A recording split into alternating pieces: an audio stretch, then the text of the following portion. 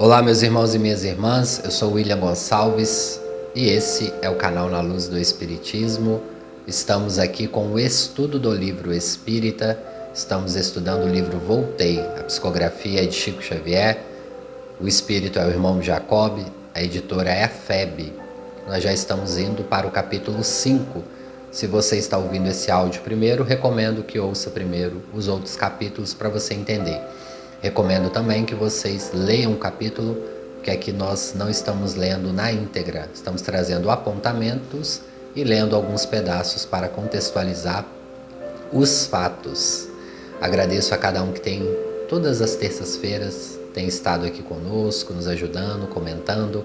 Continue nos ajudando, compartilhe aí com os amigos espíritas, nos grupos. As pessoas que gostam de estudar o livro espírita, deixe seu comentário, como está sendo para você. Me siga lá nas redes sociais, o meu de psicólogo é o Igomper Psi. Meu pessoal é @oigompe, para a gente também trocar uma ideia pelas redes sociais, a gente está sempre compartilhando também lá as reflexões. Então vamos lá, relembrando o último capítulo, capítulo 4, nós já passamos aí da etapa de apresentação do livro, apresentação do irmão Jacob. Irmão Jacob já passou pelo processo angustioso da desencarnação, ele já está desencarnado, porém ele ainda está ligado pelo cordão de prata, fio de prata, depende aí como vocês entendem, que o mantém ligado ao corpo, algumas energias ainda o mantém, e neste momento está ocorrendo o velório dele e ele é levado até próximo à casa. Lembra no capítulo passado que ele não pôde entrar dentro da sua residência, ele fica ali na calçada próxima à entrada, já percebe a movimentação de pessoas no velório, sente uma atração puxar ele para dentro da casa, uma atração magnética que ele desconhece. A Marta, sua filha, fala com ele: pai, isso é porque você ainda está ligado. Bezerra vai entrar, vai ver como está o ambiente e vai fazer o desligamento, enfim. Então nesse capítulo a gente vai ver as conotações de um velório, os espíritos que estão ali em volta de um velório, as conversações, como que as conversações, às vezes desrespeitosas, podem atrapalhar o espírito. Lembrando, pessoal, do nosso bom senso, da nossa educação no velório. Quantas pessoas vão para velórios para fofocar, falar mal das pessoas, não estão colaborando ali magneticamente, espiritualmente para as pessoas. Às vezes nós não sabemos o que falar numa situação como essa, principalmente quando é um desencarne de uma pessoa jovem que está sem nenhuma enfermidade, de surpresa, entre aspas, para nós, ou até mesmo quando é um idoso, a família sofre também, porque é um membro da família que está indo embora.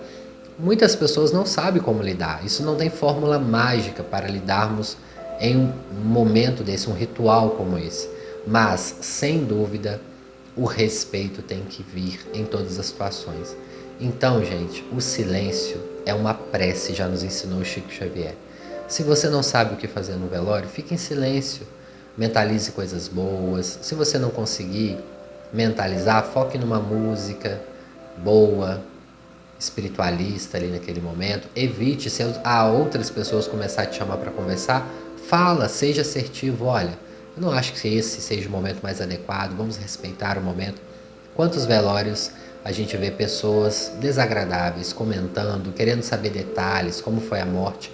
Ali não é o horário, pessoal. Depois que passa esse momento do velório, da dor, principalmente nesses 4, 5 primeiros dias, aí sim, se a pessoa for seu amigo, sua amiga, você oferece uma ajuda, quer conversar, aí sim, pessoal, mas ali no velório vamos ter respeito, e esse capítulo vai tratar justamente disso. O desrespeito que às vezes nós temos em momentos delicados para outras pessoas. E às vezes nos falta isso, a gente não passa isso para os nossos filhos. Quantas famílias não deixam os filhos irem em velórios com medo de se impressionarem? Ora, pessoal, todos iremos lidar com a morte, seja de um animal de estimação, seja de um amigo, seja de um pai, da mãe, do avô. O velório é um ritual, realmente, mas que todos nós vamos enfrentar na vida. Então, não é digno também a gente não levar os nossos filhos a esse momento. Não precisa também de deixar o momento todo do velório. Às vezes a criança é muito agitada, às vezes a criança não consegue ficar quieta, mas é nesses momentos também que nós educamos. Olha, você vai num local que você também não pode correr muito, um local respeitoso. Assim como em outros ambientes a gente tem que controlar os nossos filhos, ensinar, educar, tirar essa questão do fúnebre daquele momento ali, que as pessoas às vezes têm tanto medo de um cemitério. O cemitério é onde ficam os nossos restos mortais. Ah, mas tem muitos espíritos ali? Tem, assim como tem dentro da sua casa, assim como tem dentro do supermercado que você frequenta, assim como tem na rua, no parque, assim como tem no barzinho que você vai. Ah, mas eu não vou no barzinho, só vou no centro espírita. O centro espírita está lotado de espíritos. Ah, só vou no centro de Umbanda, está lotado de espíritos. Ah, eu só vou na padaria tomar um lanche. Também tem espíritos. Todos os locais temos espíritos, pessoal. Não se enganem. A população encarnada é de quase 8 bilhões. Nós temos de 3 a 4 vezes mais espíritos para uma população. Então nós estamos rodeados de espíritos. Ah, mas são espíritos apegados ao corpo físico. Sim, pode ter. Em vários cemitérios tem núcleos, tem hospitais, núcleos pequenos, como se fossem enfermarias, para dar aquele primeiro acolhimento. Realmente pode ser um ambiente que traz lembranças pesadas, negativas. Não é um ambiente para a gente ficar indo sempre, porque tem energias deletérias, mas se precisarmos ir, entrar com respeito e sair com respeito. O bom senso do cristianismo é esse. Jesus nos ensinou isso, a entrar e a sair dos lugares com bom senso, com respeito àquelas pessoas que ali estão. Essa é a ética cristã. Você está ali no momento de dor, respeitando. Vamos então para o capítulo Despedidas. Irmão Jacob inicia aqui dizendo que em muitas ocasiões ele mesmo participou, ou seja, colaborou dos serviços de recém-desencarnados, principalmente quando nas reuniões mediúnicas, em preces, mas ele não imaginava as lutas que acontecia com uma pessoa que estava desencarnando. Amargurado e aflito, qual me achava, ele fala: eu ponderei o sofrimento dos que abandonam a experiência física sem qualquer preparação. Se eu, que consagrava longos anos em estudos espiritualistas, encontrei dificuldades enormes, o que não ocorreria aos homens comuns, que não cogitam dos problemas relativos à alma. À frente de meus próprios amigos, sentia-me num torvelinho de contraditórias sensações. E para quem apelar? Então ele fala ali, né, pessoal? Imagina para as pessoas que ignoram totalmente esse momento. Realmente é muito ruim para todos, mas ali para a pessoa que ignora, seu irmão Jacob teve esses anos todos à frente de estudos e de preparações, teve ali as suas angústias. Imagina ali para quem não prepara. Francisco de Assis falava, né? Eu espero a morte como quem capina um jardim. Ele vivenciava cada dia muito bem, com a felicidade, com a alma. Esperava muito, ansiava muito por encontrar o plano espiritual, mas não deixava de vivenciar a terra. A morte é uma preparação diária, mas a vida também nos chama a essa preparação. Porque nós estamos aqui não é por acaso. Nós estamos aqui para aprendizado. Pensar sobre a morte não é querer acelerar a morte. E a preparação da morte vem com uma vida muito bem vivida, com os nossos compromissos cumpridos. Não deixarmos passar os momentos pequenos e felizes. A preparação da morte é em cada momento. É naquele momento que você está em família, naquele almoço gostoso, no café da manhã, num passeio, numa viagem. É aquele olho no olho, é uma conversa, é assistir um filme juntos, ir ao núcleo religioso junto. É nesse momento, percebendo cada momento. No subitem, atenções perturbadoras.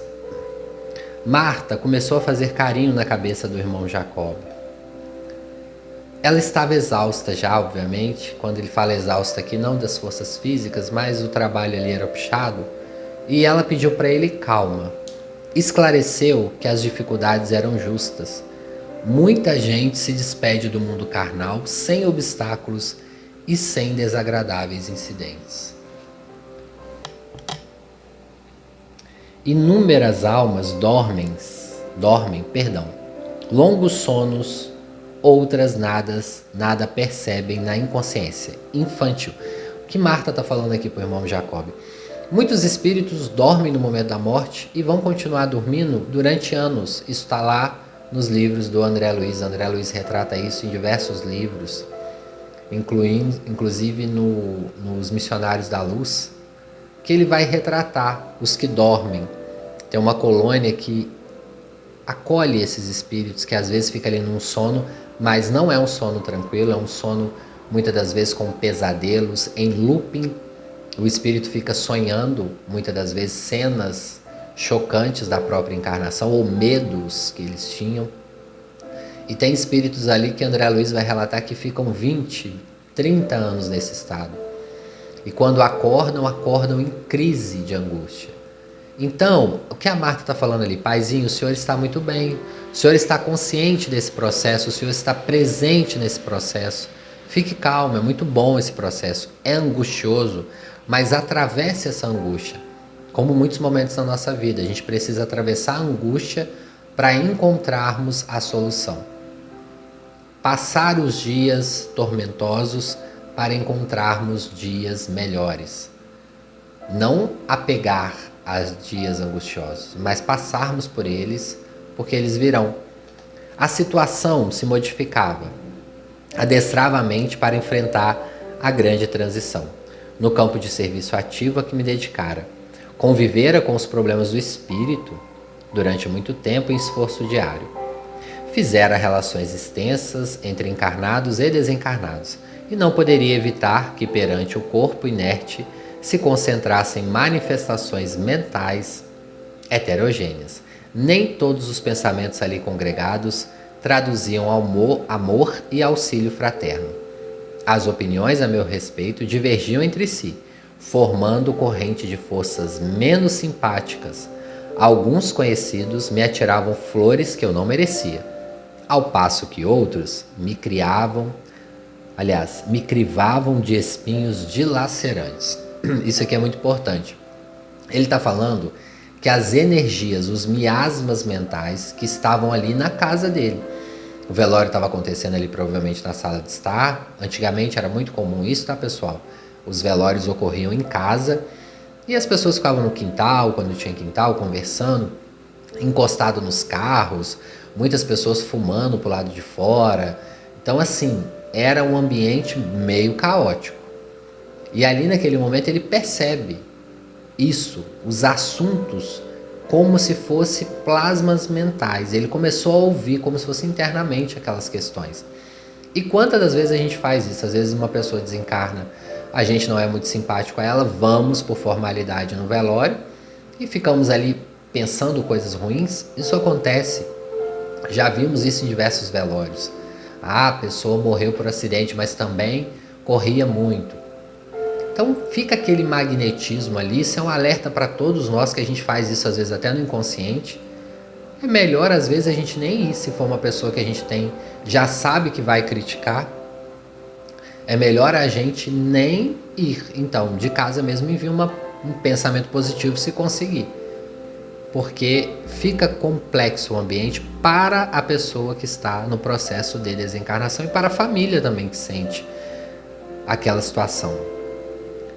E ele vai falar ali que isso ficou como um quadro de impressões complexas. As informações procediam da filha querida em suaves esclarecimentos. Acrescentou que eu não devia me preocupar em excesso. A perturbação era passageira. E aí ele vai ficando falando com ela, conversando no capítulo, falando que o desejo, que ele tinha era de poder se materializar diante de todos, rogando a esmola da oração sincera. Como suspirei pela concessão de uma oportunidade de solicitar desculpas pelas minhas fraquezas. Então ele queria quase que se materializar ali, falar, pessoal, me desculpa, eu errei. Eu sei que eu errei em alguns momentos, mas para de me enviar esses pensamentos, me perdoe. Isso também é importante para nós, a questão do perdão, como é importante. O perdão valoriza a nós mesmos, liberta a nós mesmos.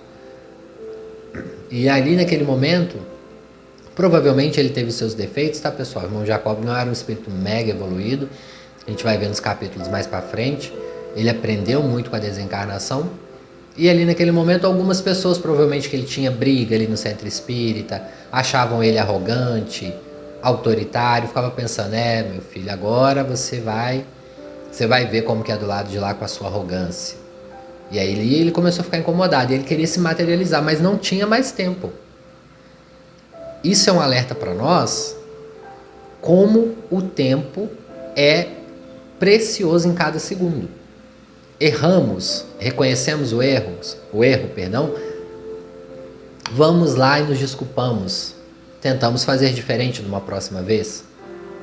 E ali ele não tinha mais tempo para se materializar porque as pessoas não estavam vendo. Então uns estavam atirando flores, outros estavam atirando espinhos que estavam machucando ele, entre aspas, tá, pessoal, no plano espiritual. Machucando aqui porque ele estava sentindo aquelas sensações. Pensei que havia partido antes de mim, experimentando as aflições que me assaltavam, e consolei-me. E não me esqueci de que os encarnados ajuizaram com tanta facilidade relativamente à minha situação, que também seriam chamados depois à verdade espiritual, tanto quanto ocorria a mim mesmo. Naquele momento ele faz uma reflexão, um dia eles vão ver.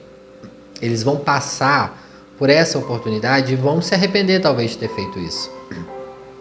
E quando ele escreveu esse livro, provavelmente ele fez questão de escrever esse capítulo para a gente ter coerência ali no velório, né? Desligado, enfim, é o subitem que nós vamos entrar agora. Agora o irmão Jacob vai ser desligado oficialmente do corpo físico. Bezerra de Menezes está lá fazendo quase que uma cirurgia espiritual. E passou-se alguns instantes, ele fala no início do capítulo, escoaram difíceis quando inopinado abalo me envolveu o ser. Supus haver sido projetado a enorme distância. O irmão Andrade e Marta, naturalmente prevenidos, ampararam-me com mais força.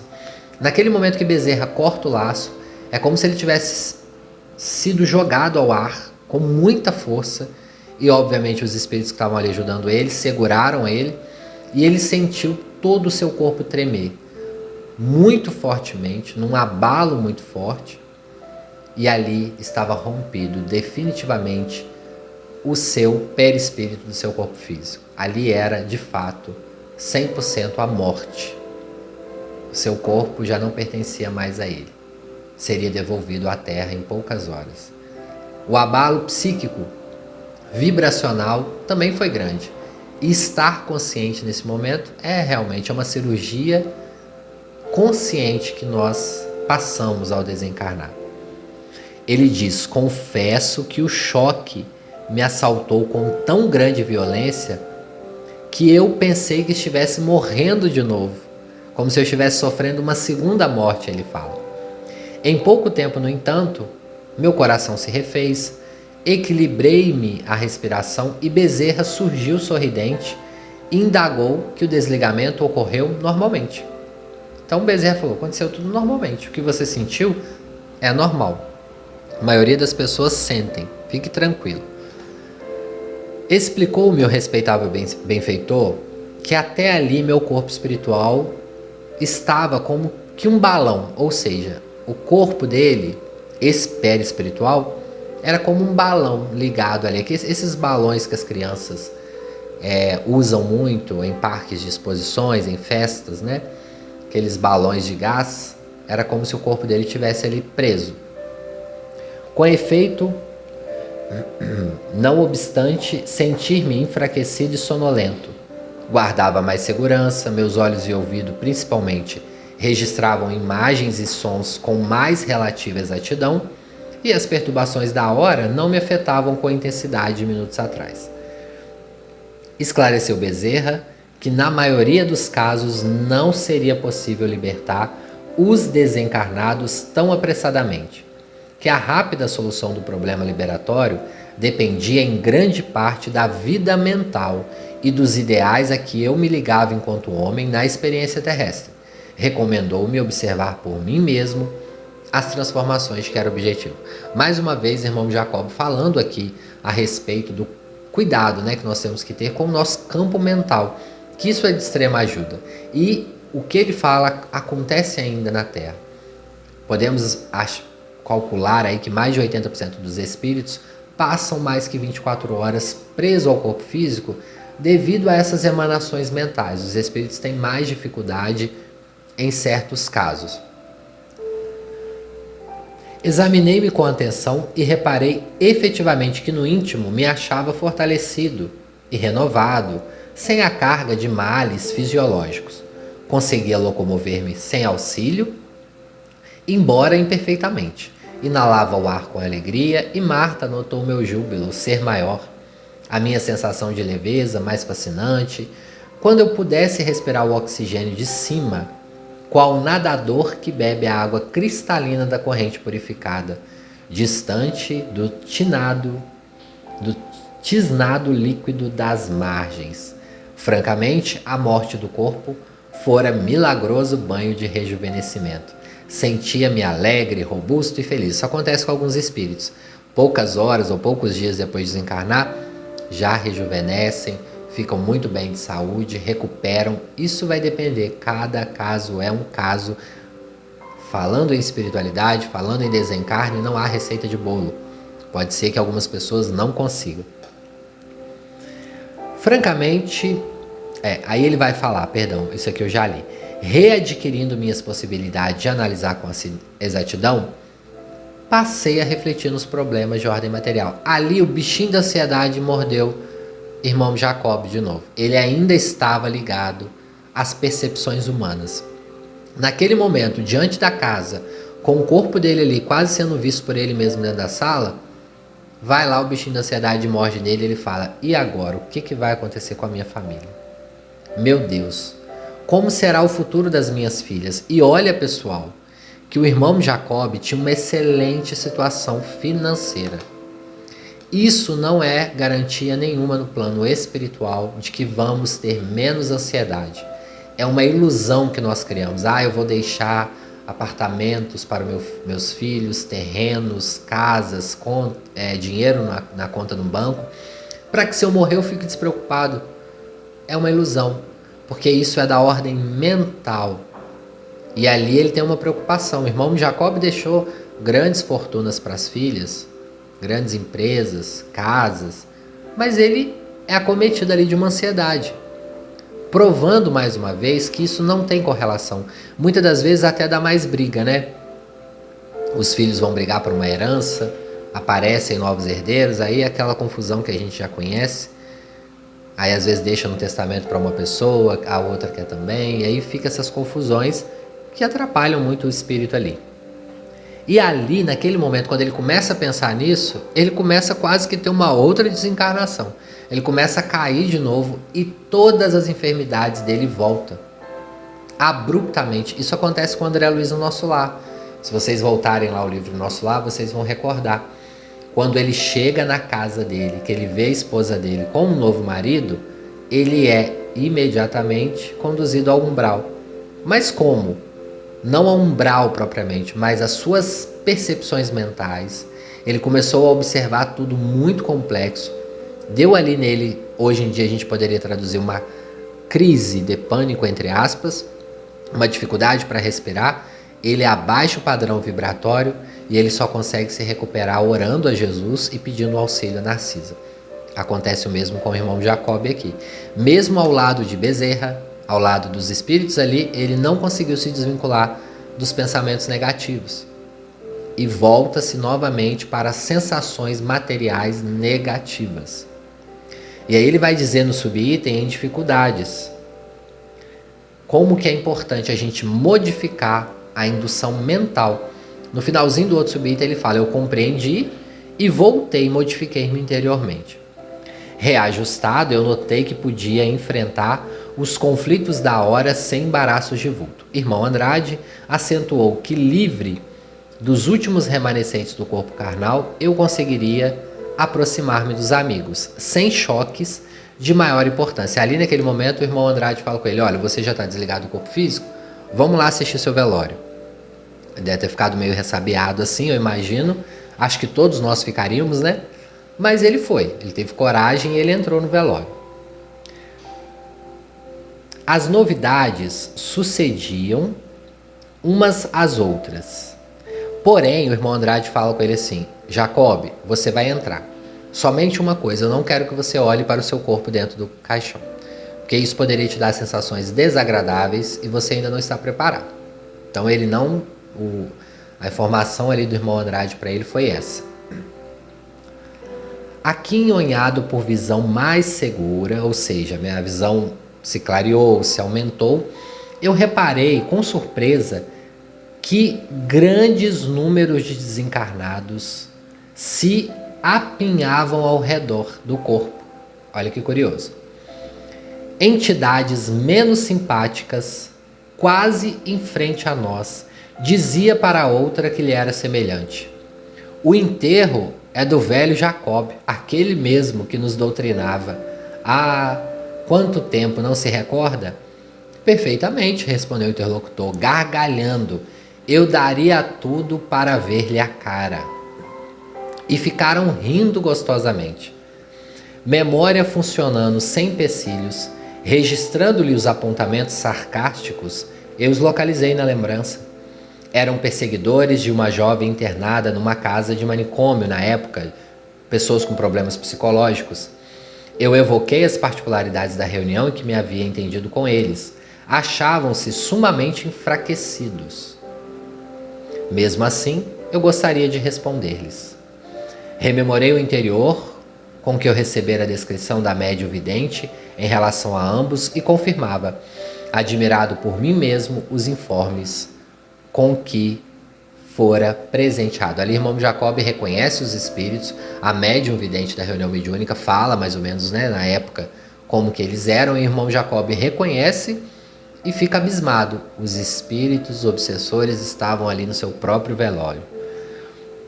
Sacrificaria muita coisa para interpelá-los, fazendo-lhes sentir os erros que laboravam, e dispunha-me a interferir quando o irmão Andrade me controlou, os impulsos acrescentando: não faça isso, irmão Jacob.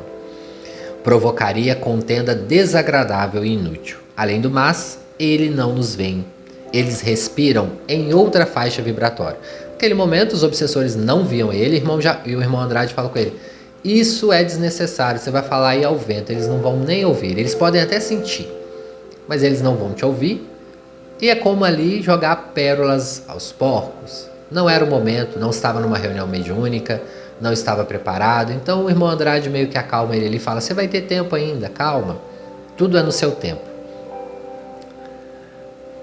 Observando o encorajamento, conduzi-me a 3 à vizinhança do meu corpo.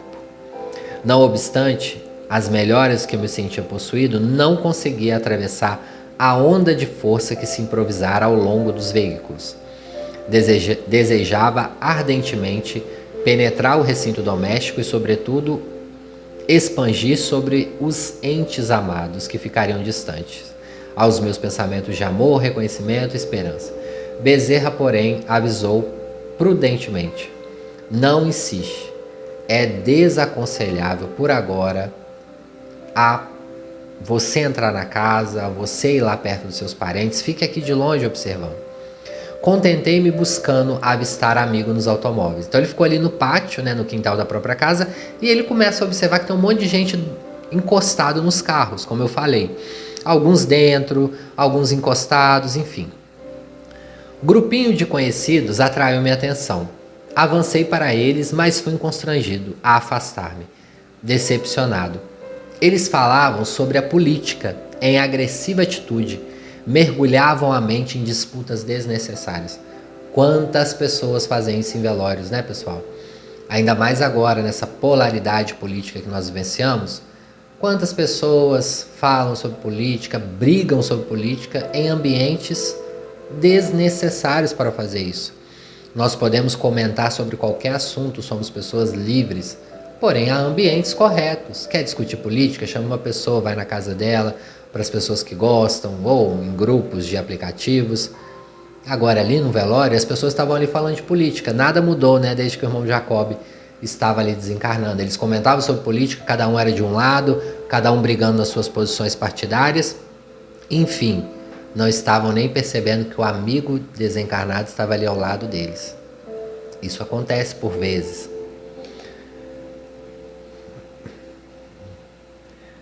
Pela primeira vez eu verifiquei que espíritos inferiores não se comunicavam somente nas sessões doutrinárias. A palestra, apesar de desenvolver-se discreta, apresentava as notas de intercâmbio com o plano invisível, em cujos domínios ingressava eu, receoso e encantado. Olha só curioso, os amigos que estavam falando sobre política, cada um de um lado ali defendendo o seu político, o irmão Jacob começa a perceber um fio de substância ligando eles a espíritos obsessores. E na verdade, muito do que eles falavam vinha dos espíritos obsessores. Isso é um alerta para nós também, pessoal. Vamos ficar atentos quando nós falamos de assuntos que baixam as nossas vibrações.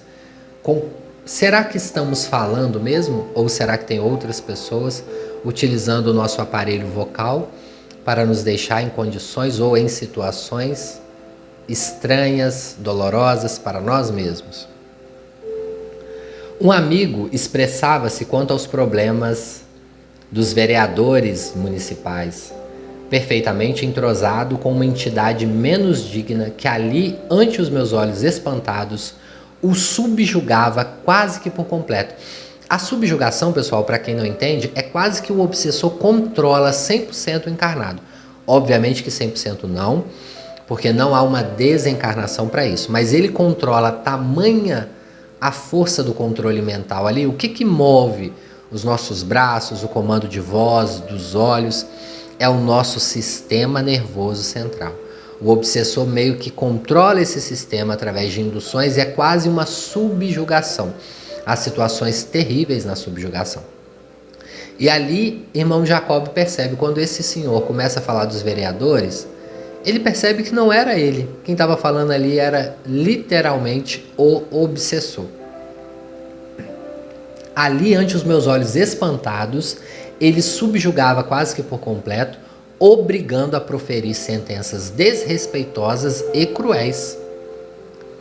Retrocedi instintivamente. Você, Jacob, falou Bezerra, em tom grave, por enquanto, ainda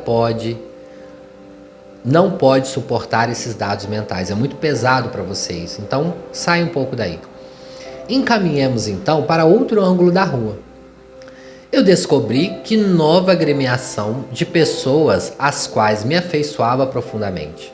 Então, ele viu outro grupinho de amigos no velório, ele saiu correndo para esse grupinho.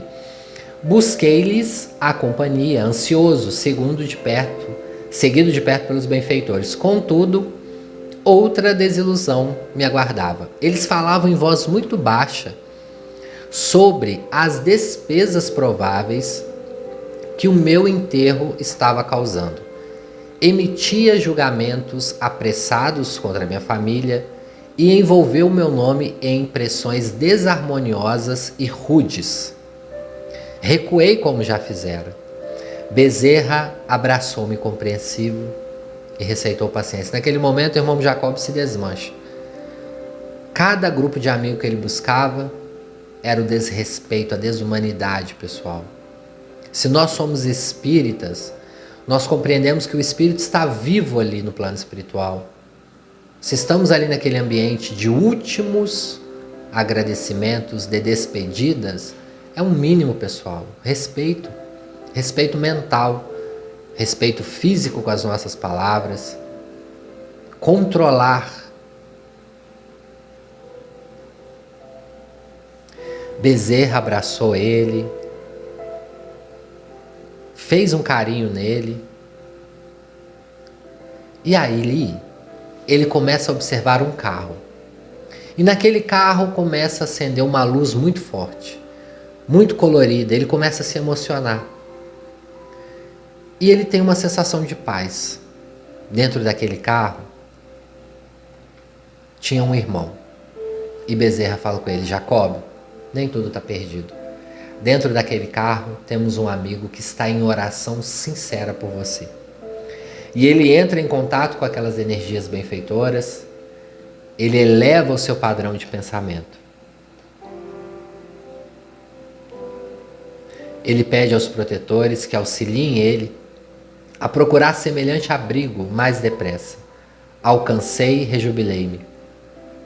Alguns companheiros, não era um só amigo, perdão, eu errei aqui, ofertavam os recursos da prece santificante. Tamanho foi o contentamento que quase me ajoelhei. Ele quase se ajoelha ali. Aquela rogativa que formulavam a Jesus em benefício de minha paz constituía dádiva celeste. Do pequeno conjunto emanava energia confortadora que me penetrava à maneira de chuva balsâmica.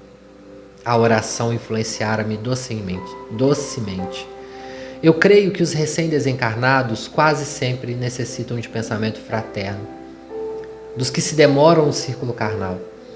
Bezerra fala com ele que os recém-libertos precisam do socorro espiritual dos entes queridos para se desembaraçarem sem delonga. E ali, irmão Jacob sai de sua casa e segue para a cidade mais uma vez. Esse capítulo, pessoal, é muito emocionante porque a gente percebe quantas vezes nós já fizemos isso em velórios. É por isso que nós temos que estar conscientes nas situações. Muito conscientes. Se é um ambiente que a gente acha que ainda não tem como a gente manejar um cuidado ali, não vá. Depois você manda ou vá na casa da pessoa. E ali, nesse último subitem, irmão Jacob segue para a cidade e eles vão retornar para a praia. E aí já será o nosso próximo capítulo, que vai ser a passagem. Irmão Jacob deixa a cidade do Rio de Janeiro e segue, enfim, para o plano espiritual. É um capítulo também bem emocionante, com grandes aprendizados. Leia esse capítulo, pessoal, porque ele é bem grandinho e ele tem tantos detalhes. Eu vou explicar para vocês na próxima terça-feira. Mas é interessante que vocês também tenham interesse de ler aí, tá bom? Eu agradeço a vocês que chegaram até aqui. Fiquem com Deus. Obrigado aí pelo carinho. Deixe o comentário de vocês. Nos ajude compartilhando. E até a próxima terça. Graças a Deus.